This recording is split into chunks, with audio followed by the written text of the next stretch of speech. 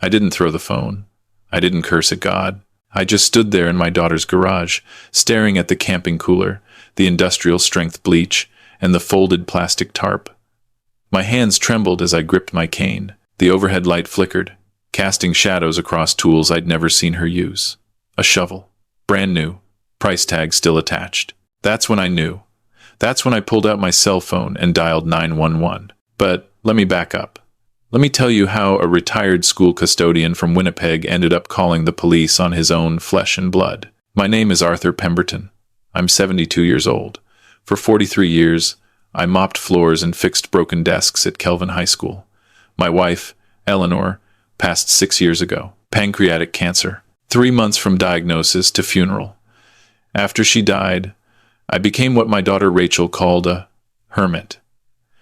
I preferred selective about company. Rachel was my only child, 39 years old, worked in pharmaceutical sales, lived in a nice 2-story home in Charleswood with her husband, Marcus.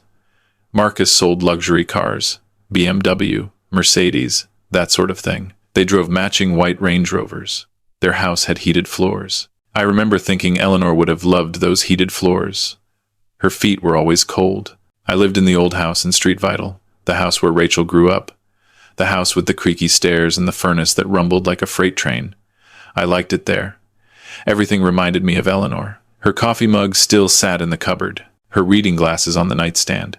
I wasn't ready to let go. Rachel called every Sunday, always at 3 o'clock, always asked the same questions. How are you feeling, Dad? Are you eating properly? Do you need anything? I always gave the same answers. Fine. Yes. No. Then came the Sunday she asked something different. Dad, Marcus and I were talking. Your house is getting to be too much for you. The snow, the yard work, the maintenance. Why don't you come stay with us for a while? Just until spring. We have that guest room nobody uses. I said no. I said I was fine. I said I didn't want to be a burden. She called again on Tuesday. Then Thursday. Then Friday. Each time, the offer became more insistent. Dad, please. We worry about you. What if you fall? What if something happens and nobody knows? The truth was, I had fallen. 3 weeks earlier, black ice on the front steps, bruised my hip pretty badly. Didn't tell Rachel because I knew she'd worry. But maybe she was right. Maybe I was being stubborn. Maybe it was time. Okay, I said on that Friday call. Just until spring. I moved in on a Tuesday in late October. Rachel and Marcus helped me load my clothes, my medications, Eleanor's photo albums. Rachel kept suggesting I bring less. You don't need all those books, Dad. We have plenty you can read. But I insisted. These were Eleanor's favorites. Murder mysteries, mostly. She loved a good plot twist. The guest room was nice. Too nice. Everything matched. Beige walls, beige curtains, beige bedspread. It looked like a hotel. Sterile. But it had an ensuite bathroom and a reading chair by the window, so I couldn't complain. The first week was fine. Pleasant, even. Rachel cooked dinners. Roast chicken on Tuesday, spaghetti on Thursday. Marcus was friendly enough, though he talked mostly about sales figures and German engineering. I nodded and ate and tried not to feel like I was intruding. Week 2, things shifted. I woke up one night to use the bathroom. 2 a.m, according to the digital clock on the nightstand. As I shuffled past the master bedroom, I heard voices. Hushed, but urgent. Can't keep bleeding money like this. That was Marcus. I know. But what are we supposed to do? Rachel's voice, strained. The dealership's cutting commissions. My numbers are down 40%. 40. We're underwater, Rach. The mortgage, the car payments, your dad's hospital bills from last year. I froze. Hospital bills? What hospital bills? He doesn't know about those, Rachel said, and he can't. If he knew we paid for his kidney stone surgery, he'd never forgive us. My chest tightened. Kidney stones. Last December, I remembered. The emergency room. The pain so severe I blacked out. Rachel had been there when I woke up. She'd told me OHIP covered everything. She'd lied. $17,000, Marcus said. 17,000 we didn't have. And now we've got what? Maybe 2 months before the bank starts making noise about the mortgage. The life insurance, Rachel whispered. Remember Dad's policy, 500,000. He told me about it years ago. Said it was supposed to take care of me after he's gone. Silence. Long enough that I thought maybe I'd misheard. Maybe I was confused. Old age, dementia, whatever. Then Marcus spoke. How old is he? 72. And he's got the heart condition, right? The arrhythmia? Yeah, but it's managed. The medication keeps it stable. Another pause. Stress can trigger a cardiac event. At his age, with his history, nobody would question it. I didn't breathe. Couldn't breathe. Marcus, what are you saying? I'm saying we have options. I'm saying sometimes nature needs a little help. You're talking about killing my father. I'm talking about survival. Our survival. Do you want to lose this house? Do you want to file for bankruptcy? Because that's where we're headed, Rachel. That's the reality. I heard movement. Footsteps. I scrambled back to my room as quietly as my 72-year-old legs could manage. Closed the door softly. Sat on the edge of the bed, heart hammering against my ribs. They were planning to murder me. My daughter. My little girl who used to bring me dandelions from the yard. Who cried when I taught her to ride a bike and she scraped her knee. Who called me her hero. She was planning to kill me for insurance money. I didn't sleep that night. Lay there staring at the beige ceiling, mind racing. Maybe I'd misunderstood. Maybe they were talking about someone else. But no, they'd said your dad. They'd mentioned the heart condition. The life insurance. Morning came. Rachel made pancakes. Blueberry, my favorite.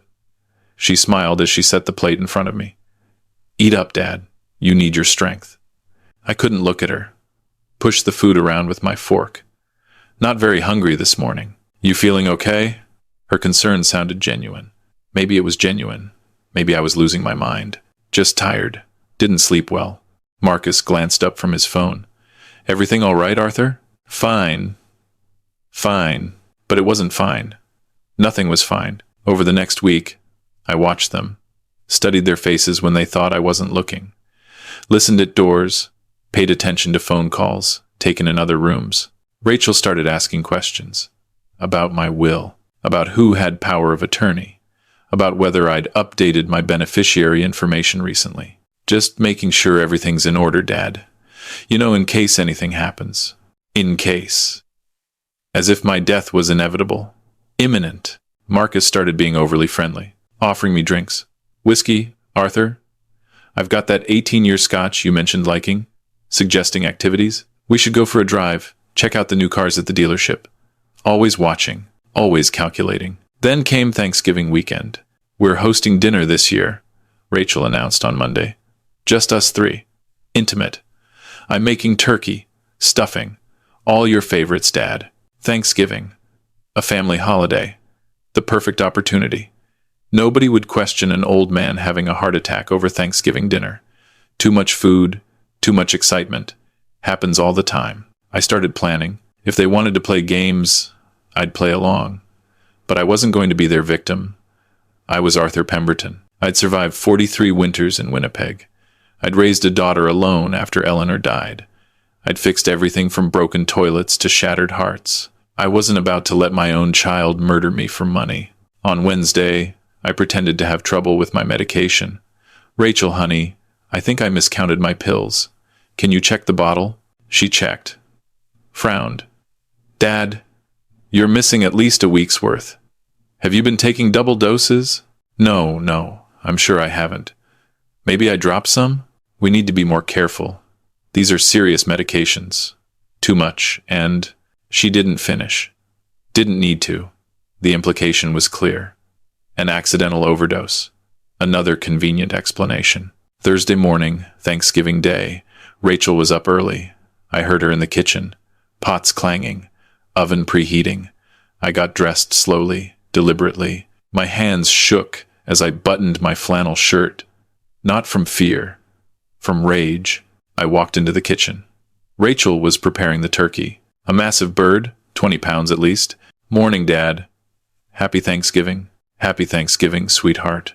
I'm making all your favorites. Turkey, cranberry sauce from scratch. Eleanor's old stuffing recipe. Remember? The one with apples and walnuts? My throat tightened. She was using Eleanor's recipe, using my dead wife's memory to butter me up before. That sounds wonderful, Rachel. Dinner's at 4. Marcus is picking up wine. Why don't you relax? Watch some football. I nodded, went to the living room, turned on the TV. But I didn't watch. I waited. At 2 o'clock, I heard Rachel on the phone in the kitchen, her voice low. Yes, tonight. During dinner, I'll put it in his portion of the cranberry sauce. He always takes extra cranberry sauce. I closed my eyes. There it was. Confirmation. How much? Okay. And it'll look like cardiac arrest? No trace? Good. Good. She was talking to someone. A pharmacist friend, maybe. Someone with access to drugs. Something that would mimic a heart attack. Potassium chloride, probably. I'd read enough of Eleanor's murder mysteries to know how it worked. At 3:30, I stood up, gripped my cane. Rachel, I'm not feeling well. Dizzy. I think I need my blood pressure medication. I might have left it in the car. I'll get it, Dad. You sit down. No. I need the air. Just a minute. I walked slowly toward the garage.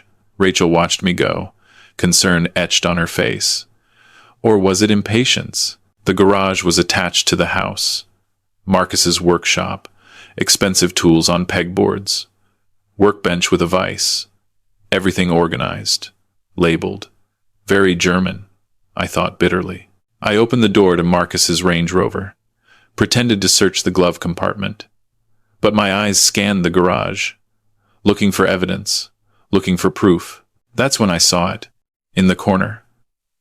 Behind some paint cans, a blue camping cooler, the kind you take to the lake. Except we weren't going to any lake. It was almost November. I walked over. My cane tapped against the concrete floor, opened the cooler, bags of ice. Below the ice, coiled garden hose. Below that, heavy-duty plastic sheeting, and tucked in the side pocket, a bottle of industrial bleach. My blood ran cold. This wasn't just about poisoning me. This was about disposal. They were planning to make me disappear. I looked around the garage. The shovel, the tarp folded on the shelf, the bleach, everything you'd need to clean up after. My hand shook as I pulled out my cell phone. Dialed 911. 911, what's your emergency? My name is Arthur Pemberton. I'm at 247 Laxdal Road in Charleswood. I need police here immediately. My daughter and her husband are planning to kill me. The operator's voice stayed calm. Sir, are you in immediate danger? Yes. They're planning to poison me tonight. During Thanksgiving dinner, I found evidence in the garage. A cooler with plastic sheeting, bleach, tools.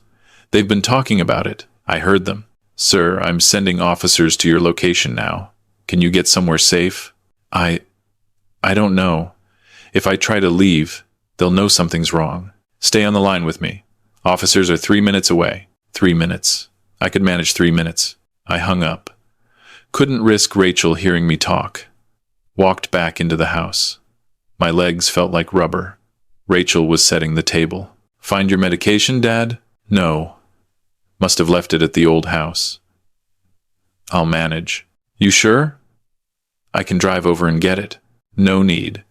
Let's just enjoy dinner. She smiled.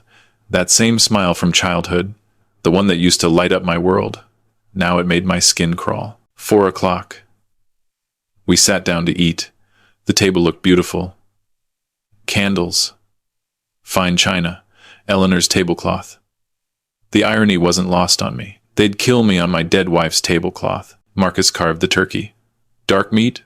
Or white, Arthur? Dark, please. Rachel brought out the cranberry sauce. 2 bowls. One for everyone to share. One smaller bowl. This one's special, Dad. I made it with extra orange zest. The way you like it. The way I like it. The poisoned one. Thank you, sweetheart.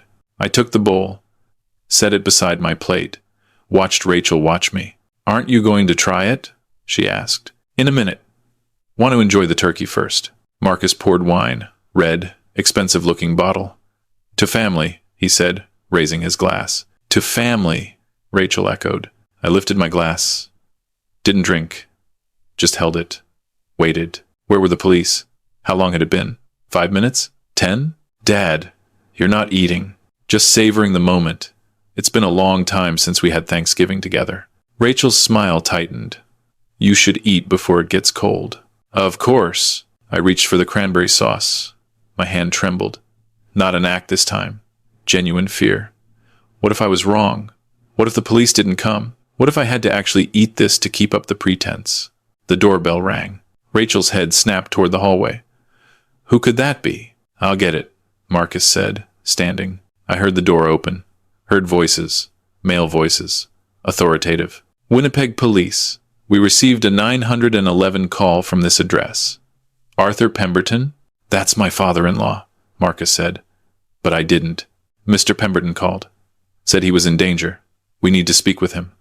I stood up, gripped the table edge for support, walked into the hallway. 2 officers stood in the doorway.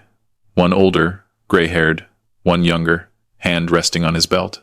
I'm Arthur Pemberton. The older officer stepped forward. Sir, you called 911. Said you were in danger? Yes. My daughter and her husband are planning to kill me. Tonight.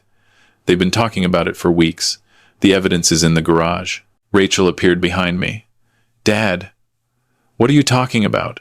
Officers, my father's been having some confusion lately. Memory issues. We've been worried about early dementia. The older officer looked at me. Mr. Pemberton, do you have memory issues? No. I heard them. 2 weeks ago. Talking about my life insurance. About how a cardiac event wouldn't be questioned. About how they needed the money. Marcus stepped forward. This is absurd. Arthur, we love you. We'd never. The garage, I said. Check the garage. There's a blue cooler, plastic sheeting, bleach, a new shovel with the price tag still on it. The younger officer glanced at his partner. Mind if we take a look? Rachel's face went pale. You need a warrant. Not if Mr. Pemberton gives consent. Sir, you have my consent. Check everything. The officers walked to the garage. Marcus and Rachel followed. I stayed in the hallway, leaning against the wall. My heart pounded. What if I was wrong? What if there was a perfectly reasonable explanation for the cooler? 5 minutes passed. The officers returned. The older one's expression had changed. No longer skeptical, now serious. Mr. Pemberton, we'd like you to come down to the station. Give a full statement. You too, Miss Pemberton. And Mr. Morrison, Marcus said quietly. Mr. Morrison, we have some questions. Rachel's voice cracked. Dad, please. This is crazy. We were just storing camping equipment. The bleach is for the pool. This is a misunderstanding. You don't have a pool, I said. The younger officer pulled out handcuffs. Ma'am, we're going to need you to come with us. Both of you. What happened next was chaos. Rachel crying, Marcus shouting about lawsuits, officers reading rights, neighbors gathering on lawns, red and blue lights painting the street. I sat in the back of a police cruiser, wrapped in a blanket someone had given me, watched as they led my daughter to another car. She looked back at me. Our eyes met. In that moment, I saw it. Not remorse, not love, just cold calculation. She was already planning her defense. At the station, I gave my statement. Everything. The conversation I'd overheard, Rachel's questions about my will, the phone call about the cranberry sauce, the garage. An officer took notes. Another recorded video. Mr. Pemberton, this cranberry sauce. You didn't eat any? No. I was waiting for you. We'll need to test it. And we'll need the clothes you're wearing. Evidence. They gave me hospital scrubs to change into. Took my flannel shirt, my pants, my shoes. Everything bagged and labeled. A detective came in. Middle-aged woman with kind eyes. Mr. Pemberton, I'm Detective Sarah Chen. I know this is difficult, but I need to ask, is there any possibility you misunderstood? That maybe your daughter and son-in-law were having financial troubles but not actually planning to hurt you? I met her eyes. I'm 72 years old, Detective. I've mopped floors for 4 decades. I'm not prone to flights of fancy. I heard what I heard. I saw what I saw. She nodded. The cranberry sauce tested positive for a high concentration of digoxin. That's a heart medication. In large doses, it causes cardiac arrest. Your daughter works in pharmaceutical sales. She'd have access. My chest tightened. There it was. Proof. And the garage? The cooler contained materials consistent with body disposal. The plastic sheeting had been recently purchased. Receipt in Mr. Morrison's vehicle. Bought 3 days ago at Canadian Tire. I closed my eyes. So I wasn't crazy. No, sir, you weren't crazy. You were right. The trial took 8 months. Rachel and Marcus both pled not guilty. Claimed I was senile. Claimed the digoxin was planted. Claimed the garage materials were coincidental. But the evidence was overwhelming. The recording of Rachel's phone call, retrieved from phone records. The digoxin traced back to her company's inventory. Marcus's internet search history. Untraceable poisons. Cardiac arrest symptoms. How to dispose of a body. The jury deliberated for 3 hours. Guilty. Both of them. First-degree murder conspiracy. Rachel got 18 years. Marcus got 20. I sat in the courtroom and watched my daughter's face as the verdict was read. She didn't cry, didn't react, just stared straight ahead, like she was somewhere else entirely. The judge asked if I wanted to make a victim impact statement. I stood, walked to the front of the courtroom, looked at Rachel. I gave you everything, I said. After your mother died, you were all I had. I worked double shifts to pay for your university. I taught you right from wrong. I loved you unconditionally. She didn't look at me. I don't know what happened, whether it was the money, the pressure, Marcus's influence. Maybe I failed you somewhere along the way. Maybe I should have seen the signs. My voice cracked. But you were going to kill me. Your father. The man who raised you. And for what? $500,000 that you would have gotten anyway when I died naturally? Still nothing. No remorse. No tears. I hope you find peace in prison, Rachel. Because I'll spend the rest of my days wondering where I went wrong. I sat down. The judge sentenced them. The guards led them away. I went back to my old house in Street Vital, the one with the creaky stairs and the rumbling furnace. Eleanor's coffee mug still in the cupboard. Her glasses on the nightstand. That was 3 years ago. I'm 75 now. The house is paid off. I changed my will. Everything goes to the Winnipeg Humane Society. Rachel won't see a cent. Sometimes I think about that Thanksgiving. The cranberry sauce I didn't eat. The garage I happened to check. The phone call I made just in time. People ask if I regret it. Calling the police on my own daughter. Sending her to prison. I tell them no. I tell them she made her choice. She chose money over love. Greed over loyalty. But late at night, when the house is quiet and the furnace rumbles and I'm alone with Eleanor's memory, I wonder, did I create this? Did I raise her to value the wrong things? Did I fail as a father? I'll never know. All I know is that I'm still here, still breathing, still alive, and my daughter is not.